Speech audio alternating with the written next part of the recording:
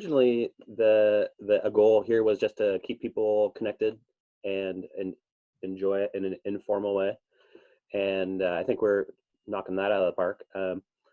The other idea was to have some sort of structured content so that we aren't just wondering what's going on and twiddling our thumbs. So the general idea was we'd have some guests, and I rounded up the new TAG events committee to chat with us about really just do more of a get to know you moment. And one of the goals is that we'll do that pretty regularly. And so we're doing like these sort of live Zoom cafeteria ideas, but they'll be recorded and edited for professionalism if needed. And just in case we get a Zoom bomber or something like that, and then uploaded on to our YouTube account. I'll probably be doing that next week, and so that we have kind of a stash of introductions and things like that, and I'm excited about that. So we'll get to that in just a moment. For the news and announcements section, if you're following along, I threw up an agenda up there. We went over the spring programs for TAG last week, and I won't do that again. But if you're not getting those, get on the newsletter, and you'll know way more than you want to know at this exact moment about what's going on. The few points that I wanted to highlight were the consulting program, and we've had a few additions to that. Excuse me. So we have the purpose was essentially to offer free technology consulting to nonprofit organizations, and we've had a bunch of people reach out and ask to help. And one of those is a new TAG sponsor, and they're going to be offering legal advice to those nonprofit organizations. And we're also partnering with the SBDC to do some sort of integrated handoffs and things like that.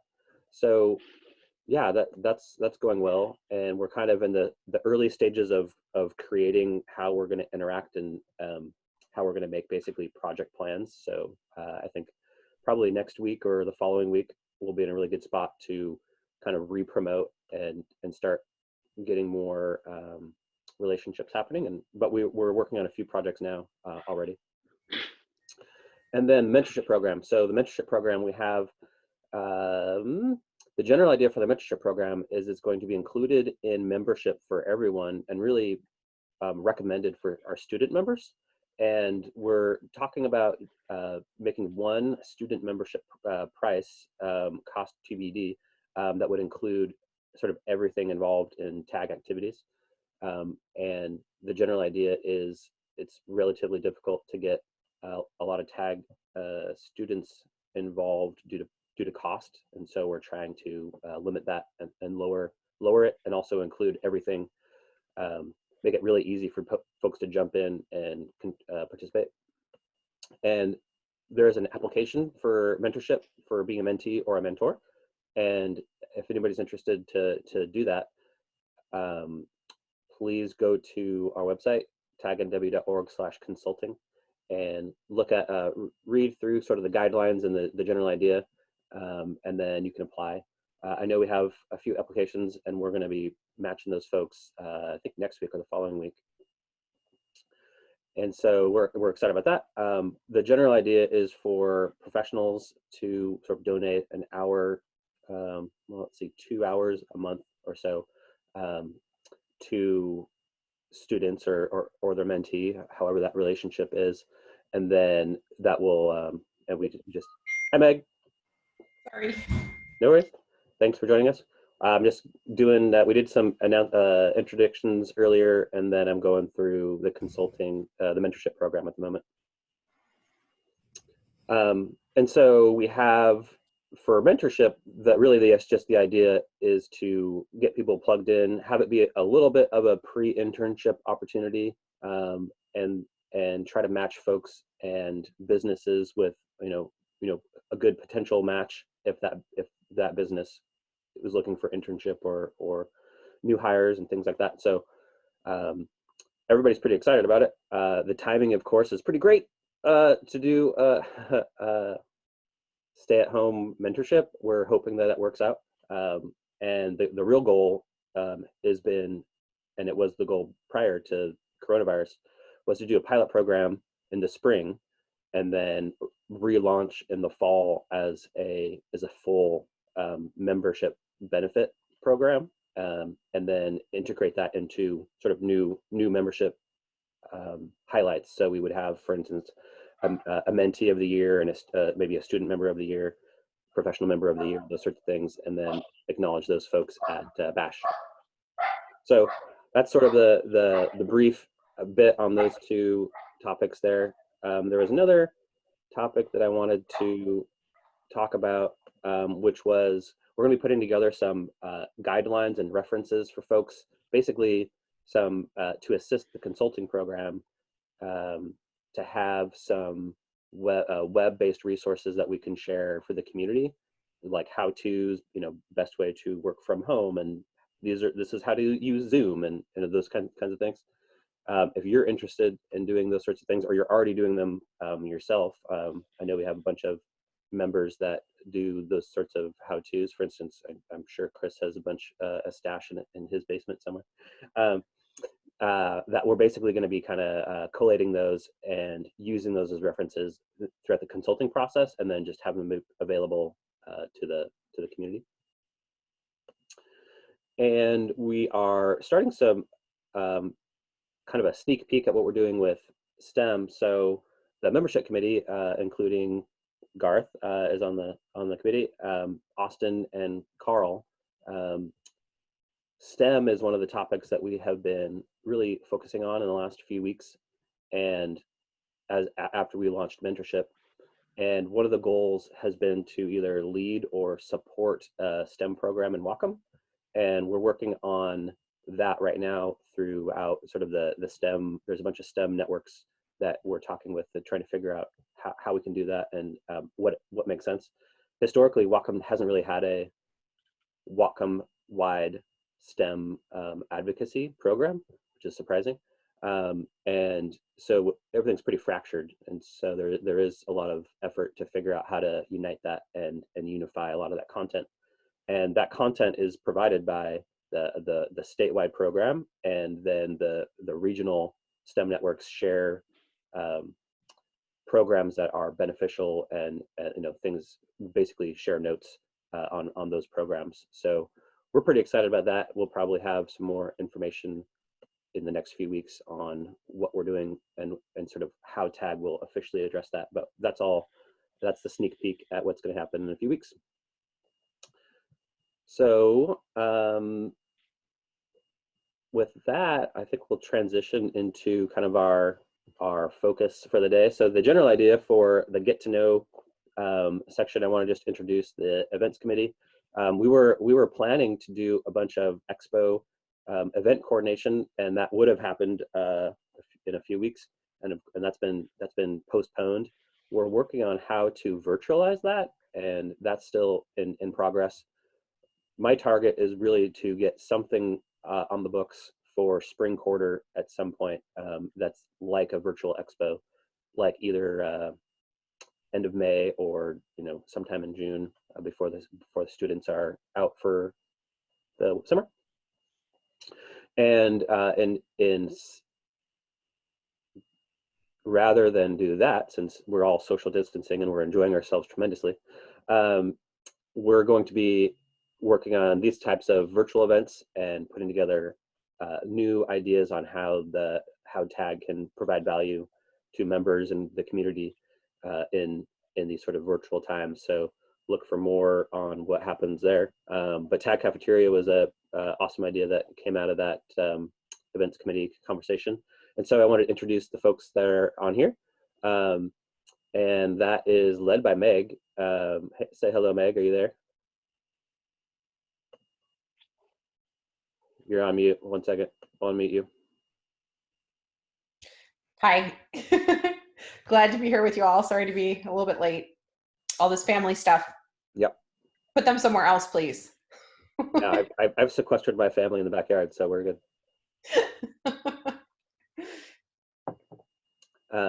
Yeah, so we have Meg and Chris and Alicia, which think she just dropped off. And Austin's joined us silent style. Hi, Austin. Hey, what's going on? I'm trying to get my webcam fixed. You guys, my webcam is broken. It was beautiful fireworks going on there for a second. I know. I think I got it. I took it apart again. It's been a pain in the butt. How's it going, everybody? Good to see you, Austin. Not bad. I think we know somebody who can help with that usually. Yeah, you should call an IT professional about that. That's cold, Meg. About an hour ago, really a half hour before this meeting, I ran over to Express Computer and got a no-name webcam. So that's what I'm using right now. Oh, wow. Works good. Yeah. Trying to order a new one. We'll see. And it looks like we lost Alicia. But so introducing the events committee, Chris Powell, Meg Weber, who chairs that as a board member on TAG, and then Alicia, who was here earlier, and maybe she's coming back, and we're not sure. But the general idea for this was just to chat with those folks. We'll probably do another committee next week, and just kind of get to know them a little better. And similar to how we got to know Bellingham Makerspace and Computers for People in Need and Veritas and Varvid last week, just talk about yourselves, kind of like we're all in person, sharing a beer over happy hour, getting to know each other. And this is not vodka, it's water. Right. So many lies. Kahlua in your coffee. That's what I'm You'll going never with. find right? out. Stephen Colbert scenario here. But yeah, so really just the idea was introduce yourself, share probably some interests and hobbies and things that you are looking forward to now that we all get to work from home and social distance, and then things that hopefully not too much of a downer, things that maybe other folks can help with or find some camaraderie in our shared experience. So Meg, why don't you jump off? Tell us about yourself. My husband is printing in my office. Chris, would you mind starting? It's super loud. Certainly, I'd be happy to. My name's Chris, and my day job is the Canvas LMS admin for Western Washington University.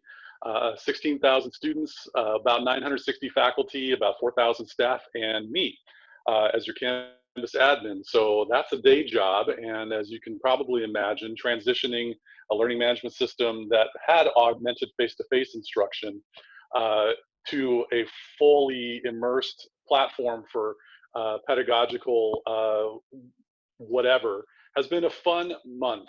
And so that's my day job. And outside of that, I am the owner of a freelance technology consulting business. I am the co-host of a podcast around Bellingham. And I volunteer in the community with some worthy nonprofits just because I don't like keeping all the information I've learned to myself. Mm-hmm. Is your husband done printing yet, Meg? That's awesome. Hearing that answers your question there, Chris. I'm gonna jump in and press you a little bit. We're gonna talk more about Canvas after this kind of introduction moment, because I'm wildly interested in how Western is, how things are going, and it seems like a huge challenge. Hopefully, it's not just Chris all by himself doing that. There's a lot more than me, but yes, it is a big challenge for all involved. Every single person at Western is having a challenge right now. I'm sure very excited to hear more about that. I'm creating problems for Chris. So, so your podcast, Bellingham podcast, is awesome. Tell us a little more about that. Well, so I have a podcast partner in crime. His name's AJ Barce. He's an award-winning photographer here in town. We started a podcast where it was a conversation for us and living life in Bellingham, and we're two technologists.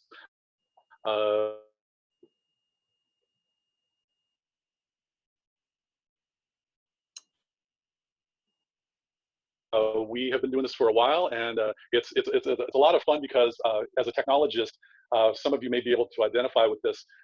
You're the means to people's ends as far as getting their tech problems solved, but no one really asks your opinion on things or what you do in some ways. And to have a voice where I'm able to share what I believe, the opinions expressed are definitely not those of Western nor other entities. It's me and AJ. And that's incorrect grammar, but no, we thoroughly enjoy it. We're two knuckleheads.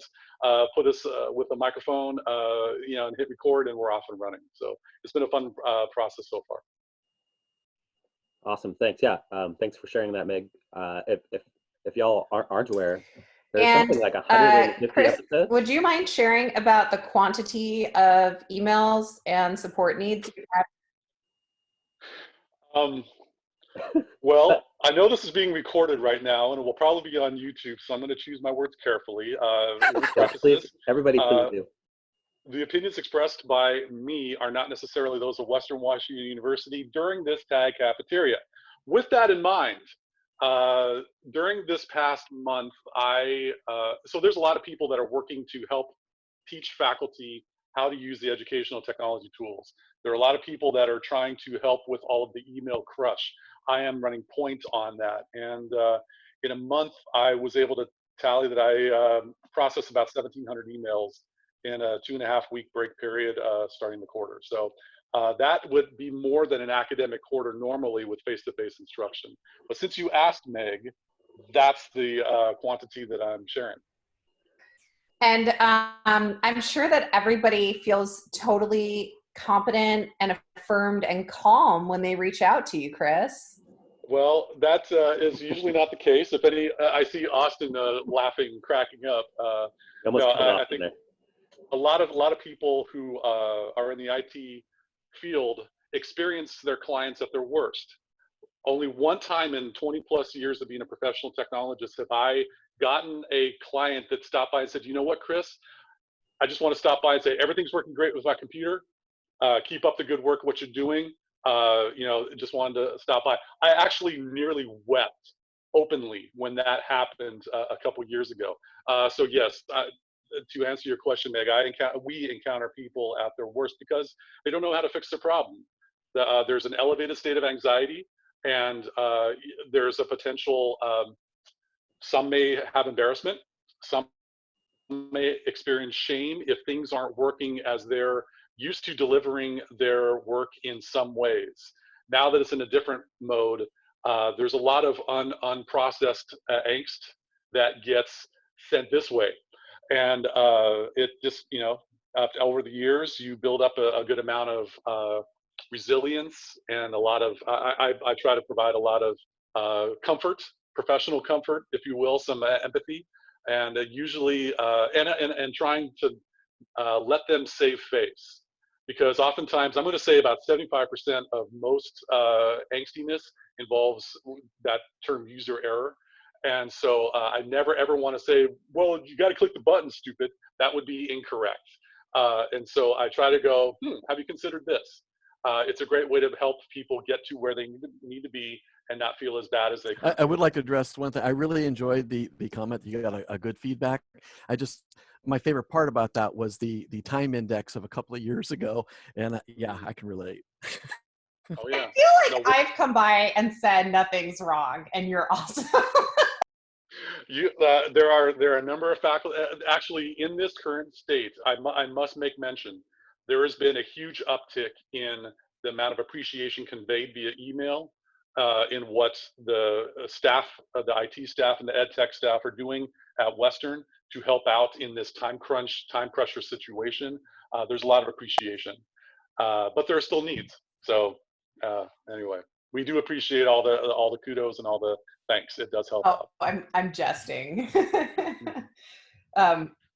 Yeah, I think one of the things, that I've noticed with Chris and the team that he works with, I teach at Western, and we've developed some complex things together. And I feel like you are very proactive, and you've come out of a bunch of, there's a lot of proactive work that had happened in advance of this. So you had great infrastructure for that. And he and the people he works with are very empathetic.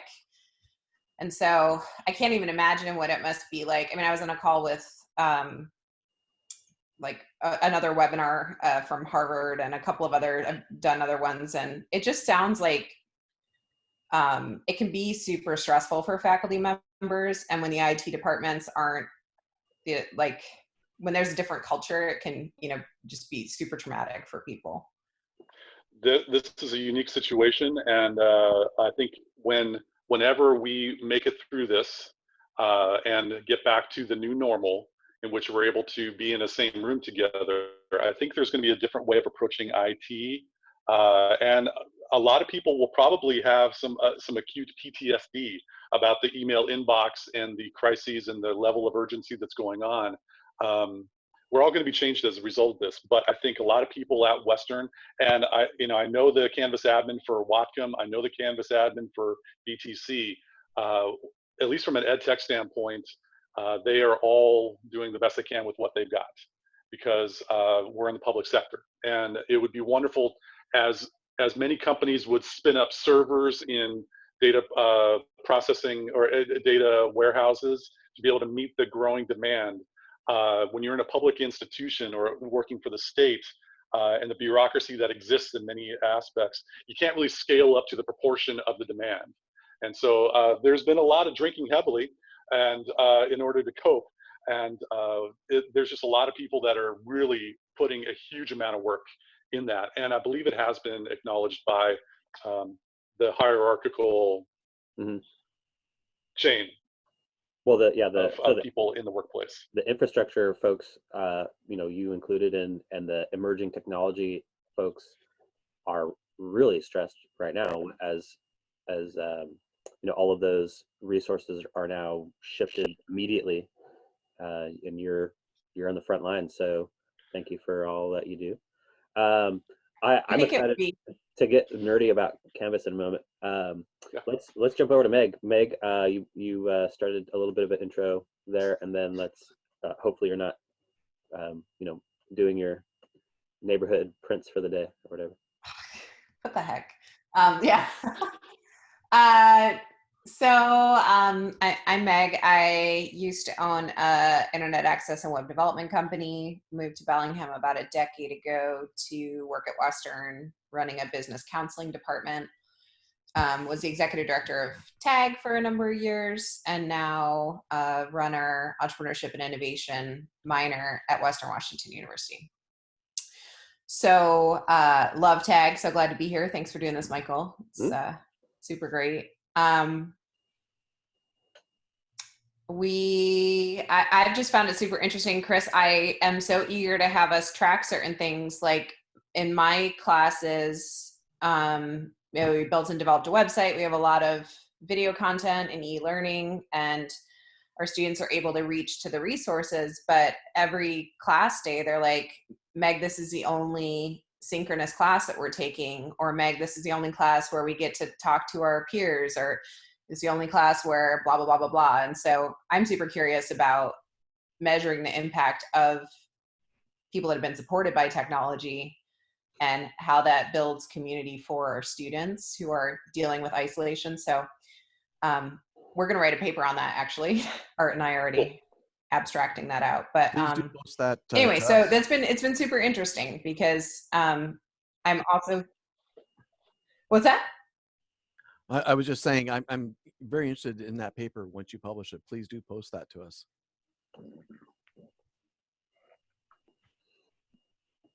Oh, cool. Yeah, I would love, I will definitely send that along. That'd be so great. Yeah, I'm finding it really interesting tracking. My background is offering free and discounted computers and access to families in need early on in the internet. So I've been personally also super interested in the challenges that we're finding with disparity and the digital divide. So if that conversation is of interest to any of you, I'm super interested in trying to find creative ways to do that from higher ed and K-12 perspective. So yeah, that's where my mind's at right now.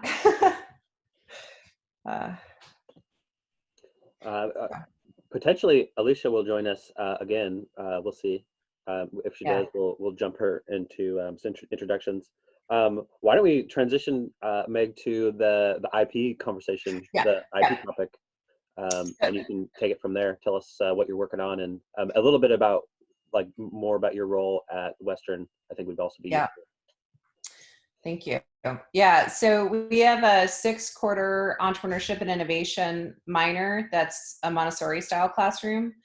So about 15 students per quarter join the cohort, and they keep on coming with us Monday and Wednesday nights for 2 years. And so on top of that, we build on classes that are 1-credit classes. And this last year, we made the decision to really push continuing ed to welcome the community into those 1-credit classes alongside the students, and potentially going forward, we might do a couple down in Everett for Boeing. So that's maybe next step. But so we're starting a class on Friday. That's an intellectual property class that one of the days now is actually going to focus on COVID, but it's 4 sequential Fridays. And for alumni and anyone that wants it, is just $99, and it carries continuing ed credits. So it's if you need those, a lot of people need those. And it's taught by an IP attorney in Seattle who's focused a lot on a variety of different patent issues. And we're super excited about it and the opportunity that more intellectual property education can play. Like a lot of people in tech companies, like I ran into an IP protection issue. Austin Barr, I ran into an IP protection issue that cost me like a ton of money, tens of thousands of dollars. And so we really wanted to put this offering out there for the community to help people with some basic education on how to do IP protection. And if it's of interest to you and the $100 is a barrier, just let me know too. We're going to be streaming it over Zoom, so cool. Come with that. And we also teach a facilitative leadership class, which is about how to empower people and make meetings suck less. So we're going to be doing that. It's great. Doing that this summer and going forward. So, and Catherine really seeking to do very different stuff from what BTC is doing. Cool. In terms of we are with continuing education. And so just want to make sure we're having that ongoing conversation about your goals and our goals. So super exciting. You might have heard that Western is fully online until like September. So that presents us with a lot of changes to how we think about the things that we do. So learning and growing a lot, that's for sure. Awesome. You mentioned future classes. Mm-hmm. Are those going into the summer and next year? I'm assuming you'll have a continuing ed series program. Yeah. So right now I'm testing out a class that will be. I like to do the first version, like students only, and then do students and community. That's sort of the notion of them. So we just launched our facilitative leadership online class last night, and it was fantastic. So we'll be doing that. Those are like 10-hour classes. So in this format, we're doing 5 2-hour sessions, but we're doing that this summer as well. And so we're doing a lot of different methods like breakout rooms, how to enable the chat thread, a lot of the things that you all are doing already, but how to help drive participation in Zoom, how to help drive collaborations and co-working, even when you're not working side by side. So that's going to be a lot of fun. And in the fall, we're also going to be doing more training around, we're launching a 3-part series that's going to be inspiring creativity and innovation. I don't know if you've heard the term design thinking, but design thinking is a systematic method to help empower people to be more creative and innovative in their work. And then the third one is going to be putting together business modeling, design thinking, and innovation. So that'll be a 3-part course, one each quarter for 10 hours each. Yeah, do you want to expand on design thinking while we're? Absolutely. Yeah. So design thinking really came out of Stanford's design school, and it's a super fascinating process, I think, that looks at the customer problem and opportunities that we have with and for the customer. And rather than, getting sort of super focused and fixated on what you're creating, it starts with a place of empathy and understanding customer needs. And so it's human-centered design. So I particularly enjoy doing exercises, which even we could do on Zoom on one of these cafeterias sometime of so there's a company in town that happens to design and develop wallets. So their process might be, as it was not, which is part of why Tradebax is super successful, might have been, hey, I want to create this like really interesting wallet and then find my customers. But rather than that, it's like, people have a problem that they have things that they need to carry around with them. What might be the best solution for that? And so creating many different versions of solutions, getting information and feedback from customers to design the best product versus like designing something directly out of just your intuition for what people want and not testing it. So it allows you to fail quickly and often. So, and at BTC, they do Six Sigma and Lean training. And that's a super important basic foundation for people. And going forward, I think design thinking is going to be another complementary thing that a lot of companies are going to be taking on, because the opportunity to fail and use evidence is something that many of our companies really want to build and develop out. So. Thanks, Michael. Thank you. Yeah, thank you. Looking forward to more. And for instance, like the paper that you mentioned and Garth followed up on, those kind of things would be awesome to have as community news shares. And so Cool. Highlight, that sounds great. Chris, let's jump over to you and let's get down on this whole Canvas idea. Give us your, I think everybody sort of understands it's the system that many of the colleges are depending upon, but if you could just give kind of like paint us the picture of the normal process and then sort of how things have changed in coronavirus time, and Sure. how you're keeping your sanity other than day drinking and This is seltzer, by the way. yes, Brought to you by LaCroix. Thank you very much. The Canvas learning management system, it has many. There are many styles out there: Blackboard, Moodle, Desire to Learn D2L, and Canvas, made by a company called Instructure, is what a number of Western Washington State community, technical, and university institutions are using as a way for kind of saving paper, because for many decades you turned in a handwritten or typewritten assignment and took a quiz. A lot of this can be done online, and so with the software platform that is developed and improved upon by a worldwide community, Canvas has over, I think the last time I checked, about 600,000 users worldwide. So it's not just a college thing. K-12 is huge in using this learning management system. As society moves towards a mobile platform such as phones, free apps available for a Canvas student and a Canvas teacher. And so you're not tied to the desktop or laptop. Like I said before, up until this year, Canvas was mainly an enhancement or an augmentation to the face-to-face learning business model, for lack of a better term. Teachers would stand and deliver in front of a classroom, and they would have homework available online instead of turning it in and passing out curriculum.